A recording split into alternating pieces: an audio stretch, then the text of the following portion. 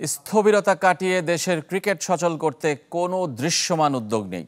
তবে অনানুষ্ঠানিকভাবে চলছে cricket board পুনর্গঠনের প্রক্রিয়া। আইসিসিকে বুঝিয়ে অ্যাডহক কমিটি অথবা গঠনতন্ত্র মেনে নতুন পুরনোর সমন্বয়ে হতে পারে পরিচালনা পর্ষদ। বর্তমান 4 পরিচালক এবং বাইরের 5 জনের নাম শোনা যাচ্ছে। দায়িত্ব নিতে চান সাবেক সাধারণ সম্পাদক সৈয়দ আশরাফুল হক।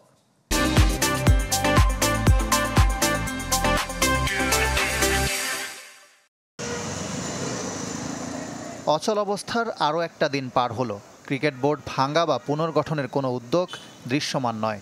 সেনা পাহারা মিরপুরে বাংলাদেশ ক্রিকেট বোর্ড কার্যালয়ে স্বাভাবিক কাজে স্থবিরতা।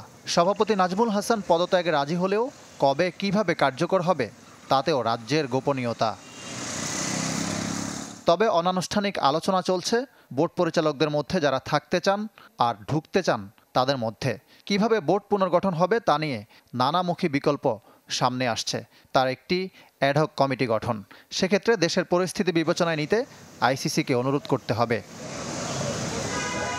অথবা গঠনতন্ত্র মেনে বর্তমান বোর্ডের কিছু পরিচালককে রেখে নতুন কয়েকজনকে যুক্ত করা। সেক্ষেত্রে বোর্ডের বর্তমান পরিচালকদের মধ্যে থাকতে পারেন ইফতেখার রহমান মিঠু, আকরাম খান, মাহবুব আনাম ও ফাহিম সিনহা। বাইরে থেকে আসতে পারেন সৈয়দ আশরাফুল হক, নাজমুল আবেদিন ফাহিম, ফারুক আহমেদ, খালেদ মাসুদ পাইলট, এমনকি তামিম ইকবালের নামও শোনা যাচ্ছে। এই প্রক্রিয়া বাস্তবায়নযোগ্য বলে মনে করেন সাবেক সাধারণ সম্পাদক সৈয়দ আশরাফুল হক। পুরো দুনিয়া জানে যে বাংলাদেশে কি হয়েছে, তো আইসিসিও জানে। তো আইসিসির আমার মনে হয় না কোনো আপত্তি থাকবে।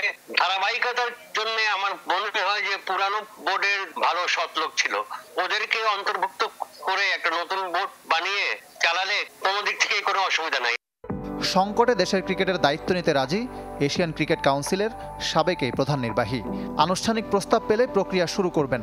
কোনোভাবেই নারী বিশ্বকাপ অন্য দেশে চলে যাক সেটা চান না সৈয়দ আশরাফুল, যদিও সেজন্য খুব বেশি সময়ও বাকি নেই। একটা স্বৈরাচার ফেমিরা দেশটা চালায়, অমনি বিসিবি হচ্ছে চালানো হতো।